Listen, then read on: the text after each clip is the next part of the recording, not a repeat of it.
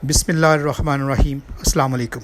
दुआ ज़ोहरा केस एक ऐसा केस है जिसके कानूनी मसाइल और अदालती फ़ैसलों से कता नज़र इस केस ने इस्लामी जमहूरिया पाकिस्तान की मशरकी सकाफ़त का एक भयानक और मकरू चेहरा हम सब के सामने ला के खड़ा कर दिया है। इस केस की वजह से आज के वालिदैन, असातिज़ा और नौजवान सभी कटहरे में खड़े हैं। इससे पहले कि हम इस केस से मुतल्लिका सवालों को उठाएं, इसका एक मुख्तसर बयान। कराची की दुआ और लाहौर का शबीर पबजी के ज़रिए तकरीबन 3.5 साल पहले एक दूसरे से मुतारिफ़ हुए। दोनों का ताल्लुक़ इतना बड़ा कि वो शादी तक पहुँच गए। इस शादी के लिए दुआ के वालिदैन राज़ी नहीं थे। फिर दुआ ने अपने वालिदैन की मर्ज़ी और इजाज़त के बगैर एक टैक्सी पे सफ़र करके लाहौर पहुँची और शादी कर ली। ये मामला 16 अप्रैल 2022 को शुरू हुआ और आज तक मीडिया में इसका खूब चर्चा है।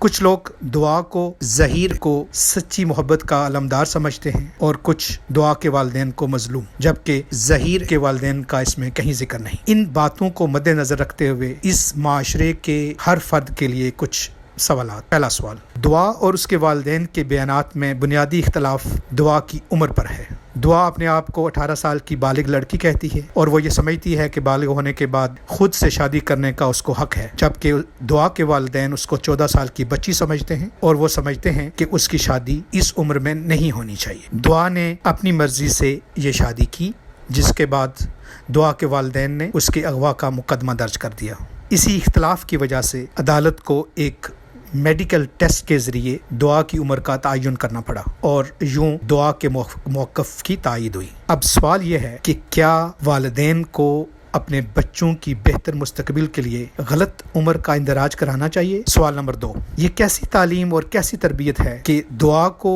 अपनी ज़िंदगी का सबसे बड़ा फैसला करने के लिए एक ऐसे लड़के की सच्ची मोहब्बत पर तो यकीन था जिसको उसने लाहौर में जाकर पहली मर्तबा देखा, लेकिन वालिदैन जिसके साथ वो बकौल उसके 18 साल रही, लेकिन अपने वालिदैन पर उसको एतमाद नहीं था। तीसरा सवाल, दुआ की शादी, दुआ की उम्र, दुआ का इंटरव्यू, ये ऐसे निजी मामलात हैं और इन निजी मामलात को मीडिया पे इतना उछालना, कहीं media out of proportion coverage तो नहीं कर रहा? बहुत शुक्रिया।